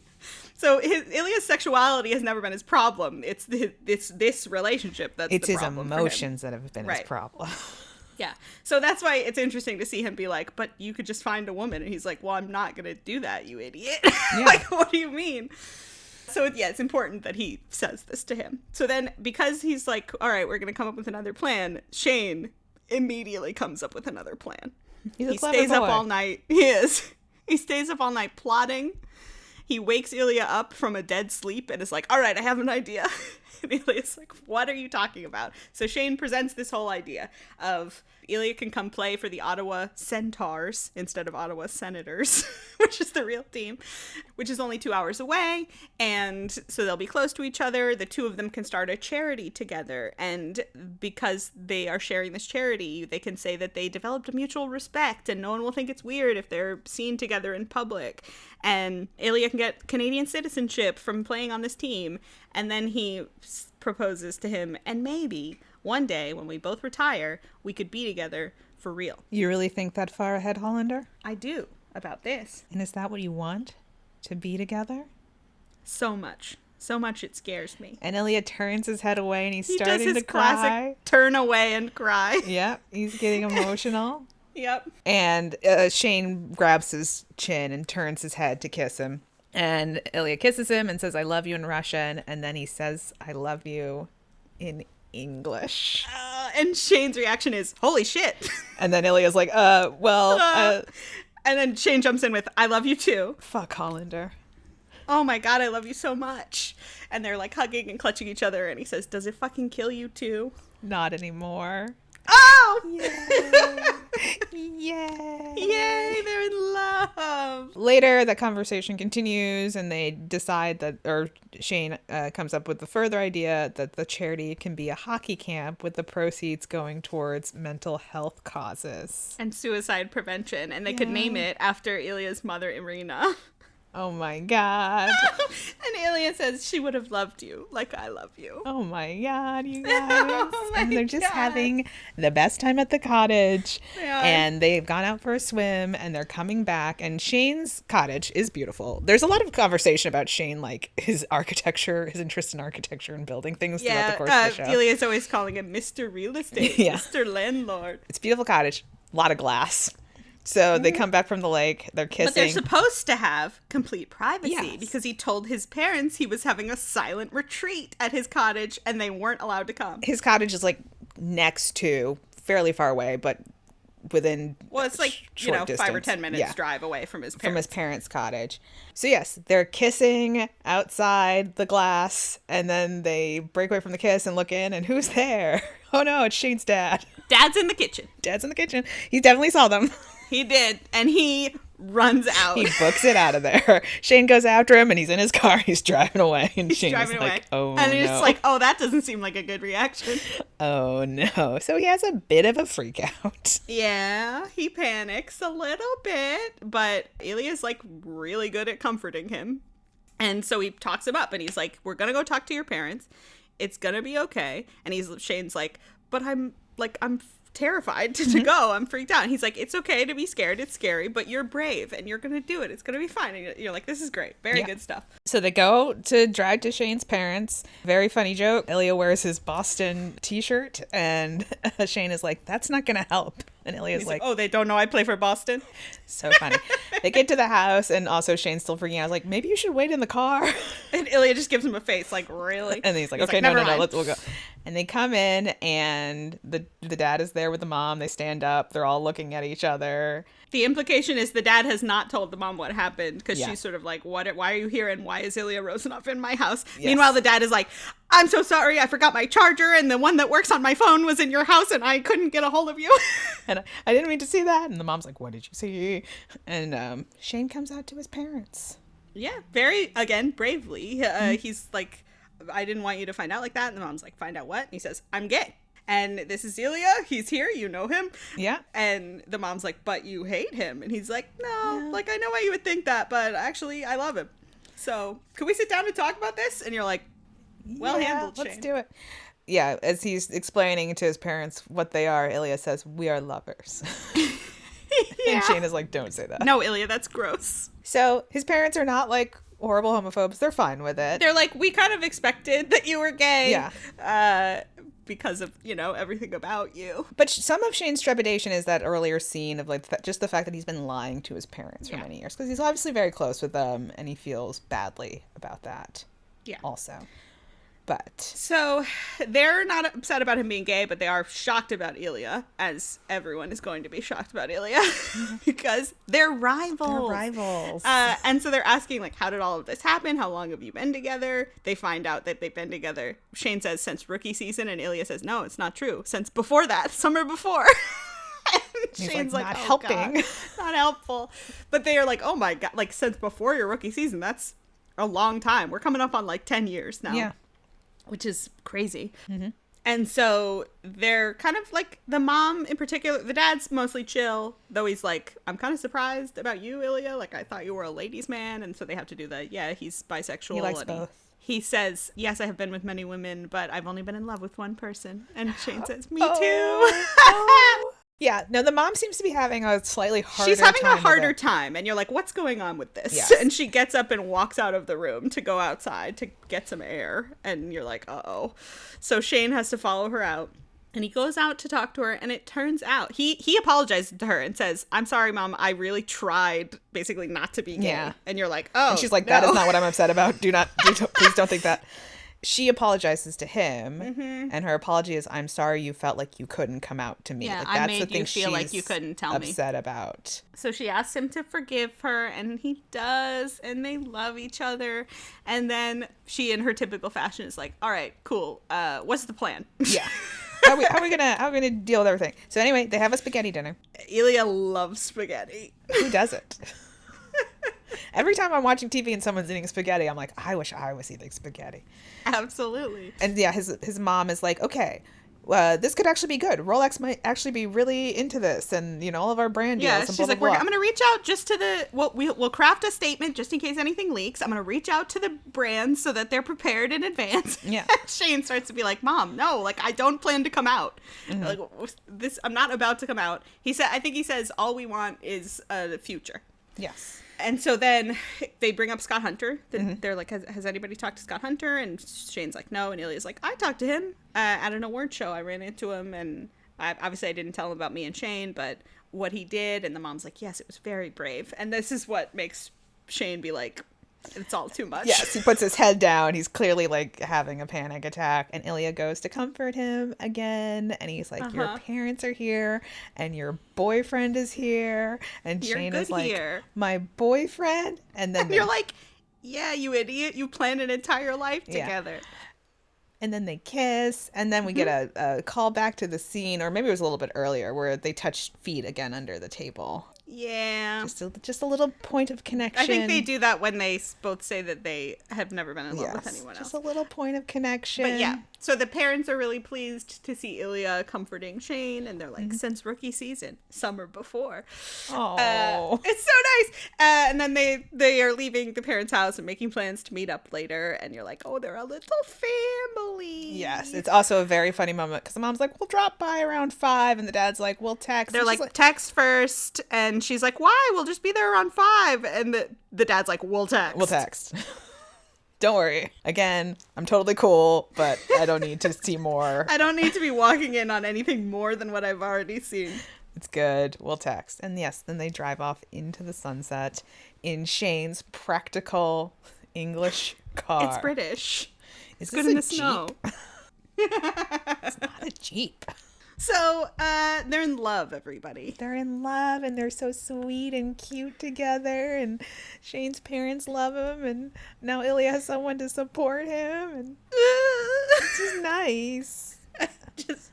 I mean, we want to live in a world, though, where they could just be out, but we're not there yet with hockey. No, we're not there yet with hockey, though in this universe, we're trying to change that with Scott Hunter coming out. Although, it's interesting because people still watch this, and they're like, well, we can't just come out to the parents. And people are like, Scott Hunter did. And it's like, they're in completely different situations than Scott Hunter. First of all, Scott Hunter is near the end of his career. He's 100,000 years old. He's dating someone who has nothing to do with hockey. He could just retire if he wanted to and go off into the sunset with this guy. These guys are at the height of their career. They're dating someone else in hockey. They have a famous rivalry. Ilya is Russian with Russian citizenship. And, like, it's kind of a whole thing. And it's still, what year are we? We think we're 2018 about? Yeah, 17, 18, somewhere in there, I would assume. Interesting. Yeah. To the point, you brought this up, where one of the moments with the mom is like, did you ever let him win? And you're like, that would definitely be a conversation. Yeah, like, that his mom would say that is crazy, first of all. But if his mom would say that, everyone will say that. Everyone publicly will be like, if they were fucking this whole time, which people won't know how long they've been together. Yeah, I think true. It'll be, once it comes out that they've been together the whole time, that's going to be a whole thing. But people will be like, they've clearly, one of them has been letting the other one win, which is crazy because, like, they both have won so much, and they have very successful careers. No one's been throwing the career. Right. So, but you're like, that's absurd, obviously, but also it will be a conversation. Yes. And who wants to deal with any of that? No one wants to deal with that. Okay, so that's the show. There will be a season 2, which is going to be based on the second book, presumably, and more will happen. And then there's going to be a third book, and presumably there will be a third season because both of the actors are tied to 3-year deals. Yep. So more will happen, but not necessarily relevant to this podcast we do because it's queer canon, so it doesn't really matter. We're not really doing what we usually do. It's not like, oh, I wonder if they'll get together in the second season. They've gotten together. They're in love. They're boyfriends. My boyfriend? Your boyfriend. Boyfriend? Yeah, idiot. Listen, you gotta say stuff or it isn't real. You do. I mean, that's really what we're learning from these two. Like, you have to actually express how you're feeling to the other person or they will not know. Because the wildest thing of it all to me is that the two of them show up at the cottage, clearly have been in love with each other forever at this point, and they both are like, I wonder if he even likes me. Like, this might be the last time that we're together because he probably isn't that interested. And you're like, guys... You gotta tell people how you feel. People can't read your mind, and everyone's insecure, and everyone doesn't like themselves as much as you like them. And then, you know, so they're like just in their heads being like, they couldn't love me. What's so special about me? But it's like, oh, but they do. You're special to them. All right. Tell people how you feel, people. That's always the takeaway. Yep. Okay. So, obviously, spoilers... it's queer canon, so that's not the conversation we're gonna have. But there were like a lot of interesting conversations raised by this show that I feel like would be good for us to talk about. So one of them is a big conversation after the popularity of this show and people finding out that it is a book about two men written by a woman. How interesting. Yes. People learned, like, oh, there's this category of male romance that is quite popular among women, and a lot of it is written by women, and people are like, what's that all about? This is a conversation we've had on this show before multiple times. I think probably mostly in season 1, because how many times can you have the same conversation? But that was our exploratory season where we were learning, and then now we're like, we get it. But the rest of the world doesn't get it. Exactly. So people, of course, were asking everyone involved in this about it. And we have an interesting response from, because we didn't really say, but Jacob Tierney is the guy who created the show. The book is written by Rachel Reed. Jacob Tierney, gay man. Rachel Reed, I believe, bisexual woman. Okay. And then they're asking Jacob, like, what's the deal with this? Why are women interested in it? So we have this question. The queer community is understandably hooked by this show, but there has also been an intense embrace from female viewers, specifically straight women. Why do you think that is? And Jacob Tierney says, I think that's a very complicated question, and there are a lot of answers to it. Women love these books. These are books written by a woman. These are books largely consumed by women, so I wouldn't want to speak on behalf of a female audience, but I think that what women are presented in romance is not always something that interests them in that way. I think that women are also, in real life and in culture, endlessly exposed to sexual violence. Seeing things like this, that are depictions ultimately of male vulnerability, can be very refreshing. From what I've heard from the women who have written to me and Rachel and the boys, there's a safety in seeing a woman being removed from the conversation. So you're watching something happen between two men and there's no fear of violence. There's no fear of things turning into stuff that women have to deal with too much in real life and don't want to deal with in their fantasies, and ultimately, this is a romantic fantasy. I think it's also that maybe romance, which is the genre that women love and write and read and are the primary consumers of, just doesn't get treated with a lot of respect. Nor do the people that make it or those that adapt it either. So I think that they are responding to, at least I hope, the fact that we came to it pretty full-hearted. And as fans and as people who want to honor this material and want to honor the genre and make it as romantic as we can. That's certainly what I wanted to do. Word. Yeah. So I think that gels with a theory that we discussed in season 1, which is like male fiction removes the power dynamics that are always present in a male-female romance. And that, it's not fun to think about because you live it. Right. So that is one of the theories. There's sexual violence and all of that, but there's also just the enforced gender dynamics of heterosexual relationships that you can get away from as well in male-male romance. So there's a lot of that. Plus, as we've said, and many have said, like, no one thinks it's weird for straight men to want to watch lesbian porn, and it shouldn't be weird for women who are attracted to men to be like, I think that guy's hot, and I also think that guy's hot, and they're on screen together. So yeah. More boy butts for me. Exactly. We talked about it. It's part of like the pathologization of female sexuality. Yeah, that's the word I was gonna say. If women are not supposed to have any sexual urges at all, so if they do, it's like there must be something wrong here. Let's figure out what the problem is. Like, no, sometimes women are just horny. That's cool. Yeah. So feels very familiar to conversations we've had, but that is a thing that was being discussed a lot when it came to this show in the public conversation. Also a thing people were shocked to learn romance is a popular genre. I don't know if you know this. Who knew? Who knew that it maybe is the one thing keeping the publishing industry afloat? Yeah, by like a pretty significant margin. It is the most popular type of published fiction. So if you like to read any kind of book, you can thank romance for publishers still being in business. Thank you, romance. But it's like, clearly this is a beloved genre, but I think why this show has hit like it has is a lot of what Jacob was saying at the end of that, which is that people don't take romance as a genre seriously, as they don't take anything that is what women are interested in seriously.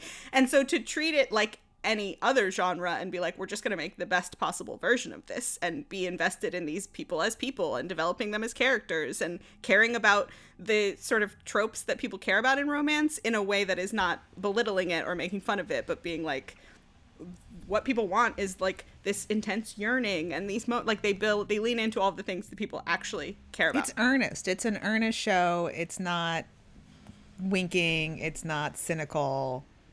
It's just so nice. It's really nice, but it also has a depth to it that you don't always get from people's treatment of romance, because we're treating both of them as real people and not just as like, you know, some sort of archetype of a romantic interest. So yeah, romance. It's popular. People are shocked.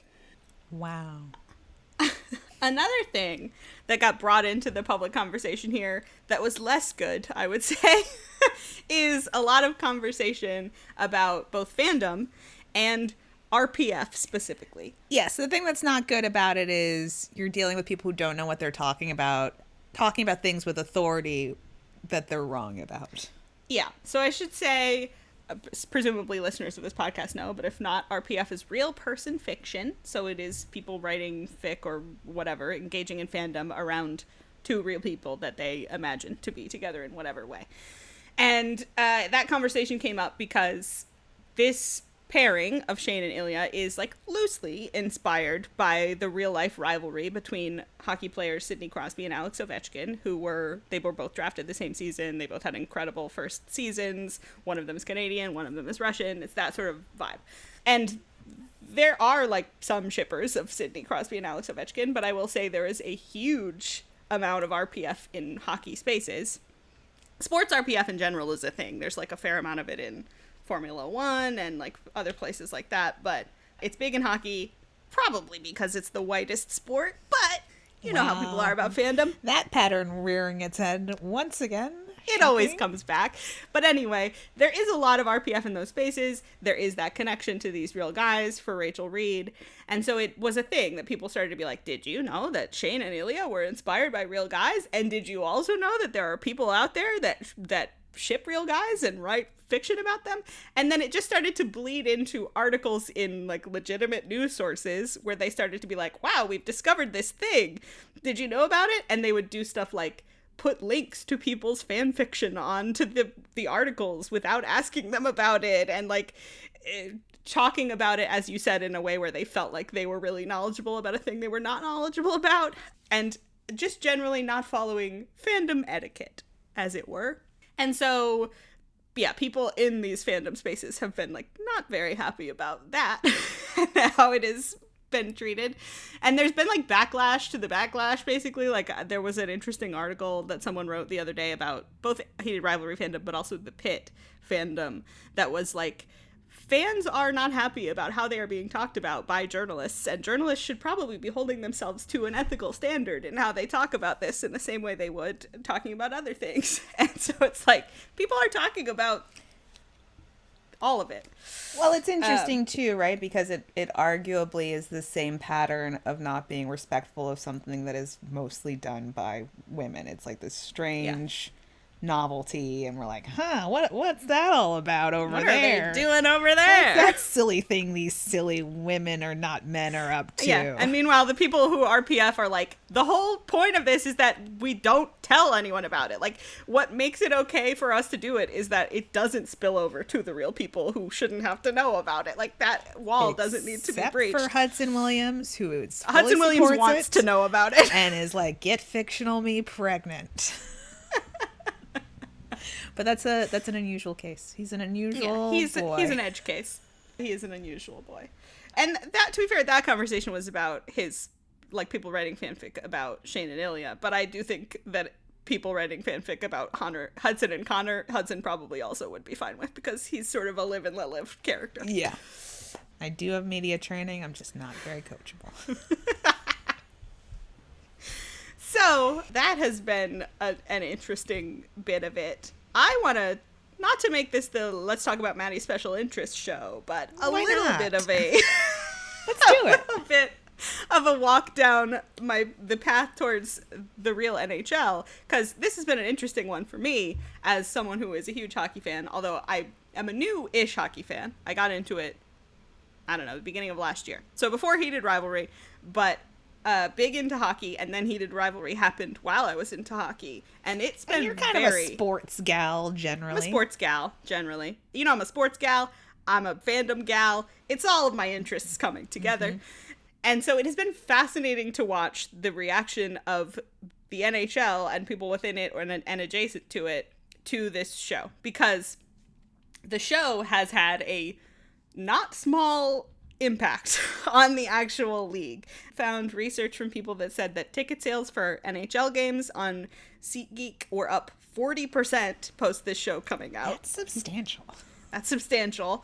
The social media engagement has also been hugely affected. This article that we have, I think, is from February. The show came out in, I don't know if it started in November or December, but the end of last year.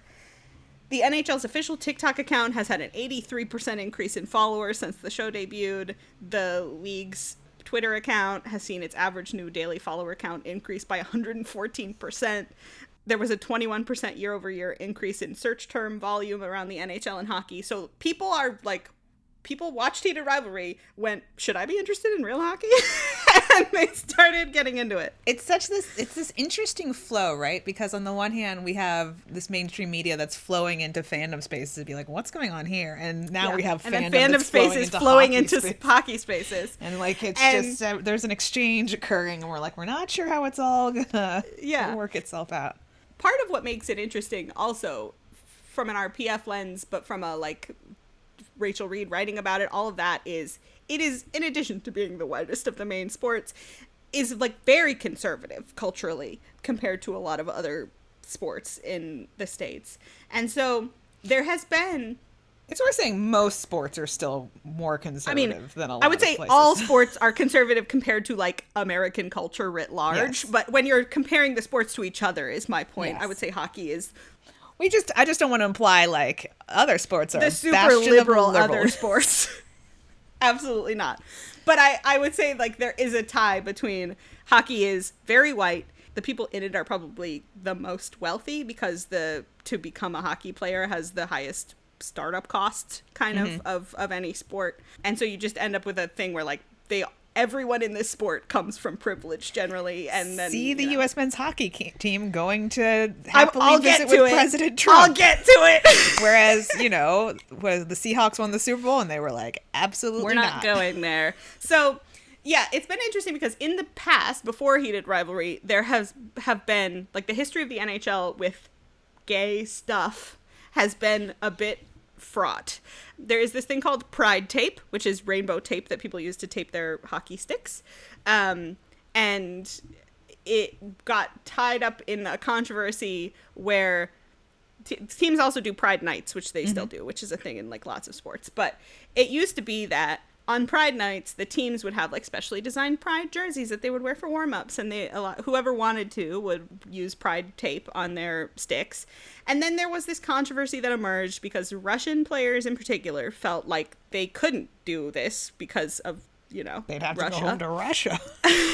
And so then people felt there was an idea that, like, some people who might be supportive of the gay community but couldn't do this because of the politics of Russia were being unfairly painted with, like, a homophobia brush. But then the fact that type of case might exist ended up covering up the fact that a lot of people didn't want to participate because they're homophobic. And so the reaction of the league was to ban Pride tape or try. The players ended up just rejecting that, so Pride tape is back. But what they also banned was, like, this idea that there were Pride nights where they wore Pride jerseys and they had, like, so now for the Pride nights it's all very they can't wear the stuff during the games. They can't wear the jerseys during warm-ups. People do use Pride tape during warm-ups, but it's a personal choice kind of thing. So there's a lot of judgment from the fans about who uses it, who doesn't use it. Anyway, this whole thing has been going on in the sport for a long time. So now we have all of these new fans coming into the sport who clearly are coming from a different place than a lot of traditional NHL fans. You've got people within the sport being like, it's good that there's new fans, but some people are like, I'm not sure if they're watching it the right way, in the way that people always are about women being sports fans. The commissioner of the NHL, Gary Bettman, because this was such a huge thing, they asked him about Heated Rivalry, and he was like, I binged it all in one night. Like, the most absurd conversation, but having to acknowledge, like, this is a thing. People are coming here because of it. And it's good for the economics of the league. If we sell more tickets, that's they good. Can't not want the people to come. So they need to handle this in a way that is like, we welcome them. We're happy that people are becoming hockey fans. Every team's Pride Night this year had like a Heated Rivalry theme to it. People were playing Heated Rivalry clips and songs at the games. So there's just been this interesting, uneasy thing of like, we're trying to welcome these people in. It's good that they're here. Some people are actually welcoming. Some people are not. And then at the height of all of this, because they released Heated Rivalry early so that it could come out before the Olympics and before the award season, which worked out really well for them. We have the American team winning at the Olympics. Then after the game, having this call with the president who said sexist stuff about the women's team and then invited them all to come to the State of the Union, and almost all of them happily went. And so there was this huge backlash among especially the new fans who were like, I thought these people were cool, but it turns out they're not cool. And then you have all the people who have like been in hockey fandom and in hockey RPF spaces being like, you can't be surprised by this. They're all pieces of shit. Like, we know we're here and we're writing about them, but they're not cool. Yeah, like the versions we're writing about are fictional. That's the whole thing we're doing, is that we're making it up. But then you've got like people that are new fans who don't really understand the fandom etiquette or culture, people that are shocked by the hockey players being conservative. It's a whole thing. It's been a perfect storm of like people being upset about it, which has been so interesting to watch. Also, side drama, as I told you about, I follow a hockey podcast that I really like, who were big fans of this show and like followed it as it was happening and et cetera, et cetera. But then there was another hockey podcast that got even more popular for covering Heated Rivalry because people were shocked that these bro-y guys were interested in it. It grew a huge following of Heated Rivalry fans coming to them. And then there was a drama where someone leaked their private texts from before the show where they were talking about how the show was just like DEI, woke, blah, blah, blah. And they had to do a episode where they didn't apologize, but like explained themselves kind of about how it came out. Those texts were from before they'd seen the show and blah, blah, blah. Like, drama. Yeah. It's, again, there's these flows that are happening, you know? The blue liquid's mixing with the red liquid. Well, because it's like, where is it going to end up? They acknowledge that there is this untapped group of fans that could be watching them, that are coming to them because they're talking about Heated Rivalry, so they need to be servicing that group. But then there also is like the traditional hockey group that they're thinking about, and it's all very uncomfortable but super interesting stuff happening in the NHL. So the question, I'll say the meta question of all of this is people asking when the show came out and got really popular, is there a world in which this changes the NHL in some way? Because the question for everyone, since there has never been an out NHL player before, is like, what needs to happen for the world to change enough for there to be out gay players in the NHL? Because obviously there are gay players in the NHL, but what can make it acceptable for them to come out, and will this show be a part of it? And that question, I think, is obviously still unanswered, though it is unlikely that any one thing will change things enough in the NHL to make that happen. But interesting questions all around. For sure. For sure. Okay. Another thing we felt like we should mention is Ilya's sexuality. We talked about it a little bit, but Ilya being bisexual in the show, I think, is just handled so interestingly and well. I mean, we talk about it all the time. Could this character just be bisexual? And he is. And I think it is. It's the same in the book. Yeah. But yeah, interesting to give us a character who is struggling with the fact that he is gay, and then another character who is like, I do like women, but I like you the most. Yeah. And so it's not really, it's not really the same thing. And I think that's interesting too, right? Because I think part of the negative narrative around bisexual people is are you really just gay? Or are you really just straight, right? Like that's the thing people will say. But also like, would they be satisfied with one partner because they can't have the other thing? And you're that's always some nonsense where they're like, really, if they're bisexual, that just means they are insatiable and don't want to be tied down. And you're like, no, that's not how that works, because that's not how it works for anyone when you're like in love and want to be in a monogamous relationship with someone. You theoretically could still have sex with other people. Right. The fact that it's two genders doesn't really I guess it's technically more people you could theoretically have sex with, but like there's a lot of people, so it's not, Yeah. Like the difference in terms of the like statistical difference between, well, there are this many billions of straight women that I could be interested in, and there are this many billions of straight women and men who are attracted to men that I could be interested in, is like, it's pretty moot. It's not that big of a difference. It's pretty moot. Once you get to billions of people, it's like basically infinite people. So So yeah, just, not a lot to say because I think we covered it earlier with the conversation between the two of them about how their experiences are different because of this, but a fun little twist. I liked it. An interesting storytelling dynamic. And then the other thing I wanted to say was just the phenomenon of this show has been so interesting to witness, and the way that this show, no one expected it to be as big as it was the biggest show in the world for some time. Like, it's all anyone was talking about. It felt a little bit like we had water cooler talk. Again. It's a rarity. Which but this is lovely. Like, people were talking about it. And it was making stars in the way that TV used to do all the time and doesn't do that much anymore because stars don't really exist anymore. But the way that Connor Story and Hudson Williams became everywhere immediately. I told you I saw a news story where Connor Story sold out a magazine, which when was the last time that happened? Physical copies. Physical copies. People were like, I want to have this to theoretically, I assume, put on their bedroom walls. Yeah, of course. Next to their Tiger Beats. Yeah, that's what I'm saying. And I was like, whoa.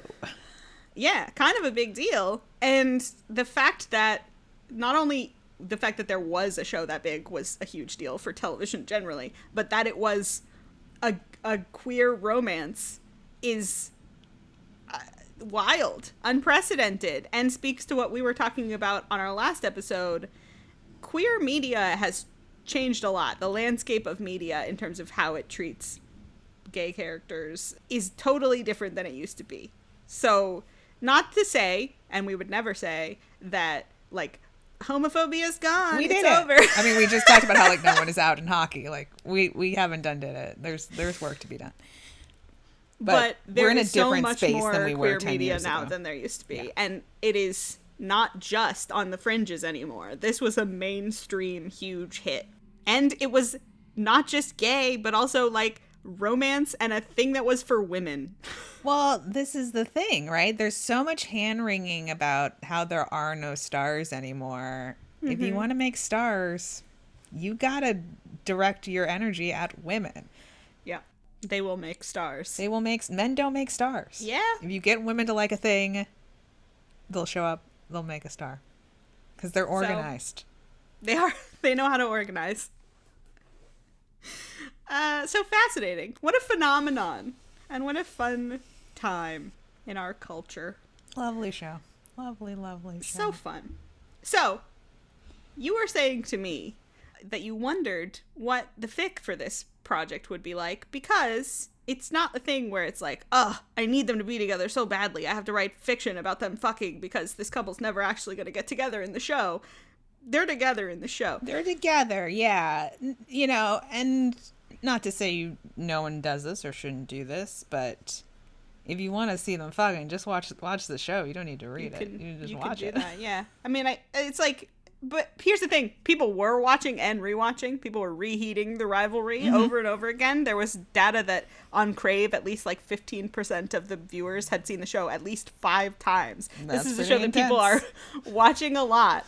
And so they are getting that, but sometimes it's just not enough. I mean, again, I'm not saying need more. There's no need for it, but I'm saying as you were saying, usually we're like, okay, Yes. you're going to get them so they finally fuck. Well, I think in general, fanfic is usually trying to meet an unmet need from the source material. So what's something we might need more of in this material? Fun times, fluff. Fun times, fluff. Yeah, because there's tension. There's so much tension. There's tension, and then, they finally get together, and there's some lovely fun times in the cabin, but there's a lot of emotional stuff in the cabin, too, which is good, and I loved it, but it's not fluff. We're not just, like, fluff. Having a, like, a light time, although it is so funny how scared Ilya is of that loon. I love that. Yep, stupid Canadian wolf bird. So, yes, good number of fics on this bad boy. 29,000 plus fics in the Heated Rivalry tab. I feel like when I checked this morning, it was like 27,000 plus or Shane Ilya. So it's gone up since we did this. A lot of Shane Ilya fic. I think that when the show came out, there was some Heated Rivalry fic from the books, but it was like a couple of thousand maybe. And since the show came out, huge boom in fic writing for Heated Rivalry. So tell me about the number one most kudos fic that we read. What's the vibe? It was very fun. So the fic that we read was called Please Leave a Message by Subcorax. And it is a series of text message exchanges. Lily has gotten added to the WAGs chat. So for folks who aren't sports fans, WAGs are wives and girlfriends. Wives and girlfriends. I think it comes from soccer, really, I agree. It's from across the pond. But this is like an accepted term. It sounds gross, and it is gross, but like WAGs call themselves WAGs. It's like this is a very, very accepted thing in hockey and sports generally. It's spread beyond soccer, but that's where it started. And so, Lily has gotten added to the WAGs chat, and it's just a series of text messages, mostly between him and the other women, although he will sometimes check in with Jane or Shane to be like, wait, what's happening? Yeah, there's a part where they're playing Smash or Pass about hockey players, and he has to text Shane to be like, what does it mean when people say a name and then say Smash or Pass? This is Murder List? And then Shane's like, who are you talking to?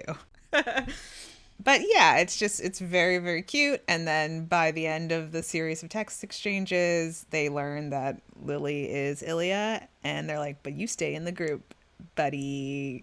You're one of us. Do we need to change the name to like wives, husbands, and girlfriends or something? And he's like, no, I don't mind being a WAG. I like being a WAG. And you're like, yay. It's cute. It's really cute. He would like to be a WAG. Mm-hmm. He wants to be catty with the other women. Oh, yeah. If he can just shit talk people in the league with a bunch of women, like, that's his dream. Yep. I thought it was adorable. So, it's cute. And it is. The number of kudos on this thing, more than 100,000. That's so many kudos. It's so many kudos. I didn't leave a kudos. I should leave a kudos. You gotta leave a kudos. Let's just add one on there. They need it. Yeah. It is crazy how much this fandom has blown up in the last 4 months, 5 months. Absolutely wild. But yeah, it was cute. Kudos left. It also has 3,368 comments, which is unheard of. I think 800 plus thousand people have looked at it. It has that many hits. It has 100,000 kudos. It's wild, man. People are engaging with the fandom here. Okay. That's the fic. We have to ask the question. It's our format. It is our format. Is it queer baiting, queer coding, or queer canon? It's really hard to parse this one. Yep. But I think it's queer canon. Yeah, it's on the edge there, but probably just tips over into queer canon. Mm-hmm. And thus, if we gender swap the characters, would they be a couple? No, one of them's gay. Yeah. Well, I guess if you gender swapped Shane, it's possible. But then the whole show becomes about a woman in the NHL, and that's the whole thing. We did a thought experiment about it being a woman in the NHL, and it got really upsetting. And it got dark. I mean, the power dynamics that Tierney was discussing that, like, we don't want to think about really came into play, and we didn't like it. So, no. Yeah. Leave them men. Yes. All right. That's Heated Rivalry. We hope everyone enjoyed this episode. I think this is uncontroversial. We really hope everyone enjoyed this episode. Mm-hmm. Mm-hmm. Yep. Okay. So, What are we talking about next time?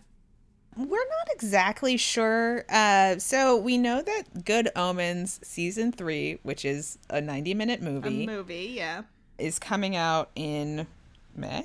So there might be enough to talk about there. We certainly want to know how it ends, because as you heard in our Season 2 review, oh, what a cliffhanger. Oh, such a cliffhanger. Such good writing. Really bummed everybody out that Neil Gaiman's a monster. Yeah, the real world fucked us again. And as it does. Men can't be trusted. Men can't be trusted. We're sorry we ever said anything nice about him. We need to stop doing that. He was such a, that's truly, we gotta stop saying nice things about people in general, because we were like, this is exactly how writers should handle their fandom interactions. Way to go. We said that over and over. We said, be like Neil Gaiman. And now we would really like to say, do not be like Neil Gaiman. In case anyone was wondering if we want to put in a correction. I don't think we've made a statement since then, but I hope it was implied all along. Correction, don't be like Neil Gaiman.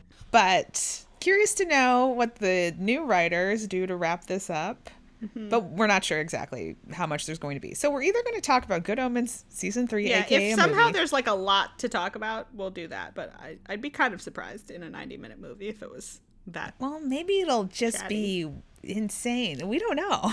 Maybe. Who knows?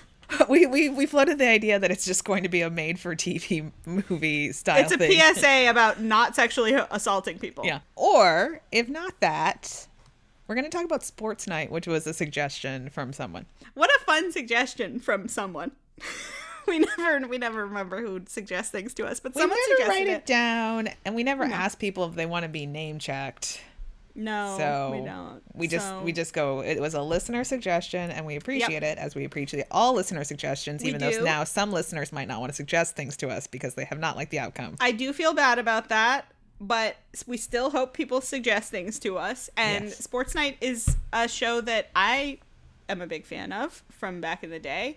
I never engaged with it in like a fandom way, so I'm excited to go back and look at it from that angle and from a shippy angle.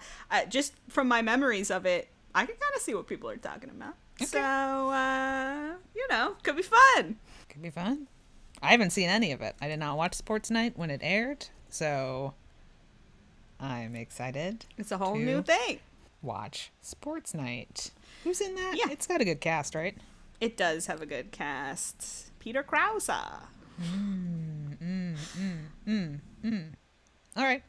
Generally, yes. Good cast, quippy writing in your Aaron Sorkin style, and it's about people who work on a sports television show. Wow. We're doing all sports. Sports all the time over here now. Now that we've revealed you're a sports gal. That's true. I'm a sports gal, so this is now a sports podcast, and we're only doing sports things. All right.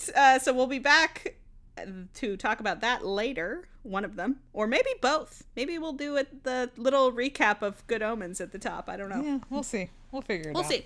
But in the meantime, if you have comments, questions, or concerns, or suggestions, please keep giving us suggestions. Oh, we didn't say, but we should say, we do appreciate that some people wrote into us with their reactions to the Stranger Things episode. We truly appreciate it. I really wanted to know, which is why at the end of the episode I was like, please tell us how you feel about the reaction. Even people that didn't like it, I'm really glad that you wrote to tell us how you felt, because, we do care about, like, people's reactions to the show.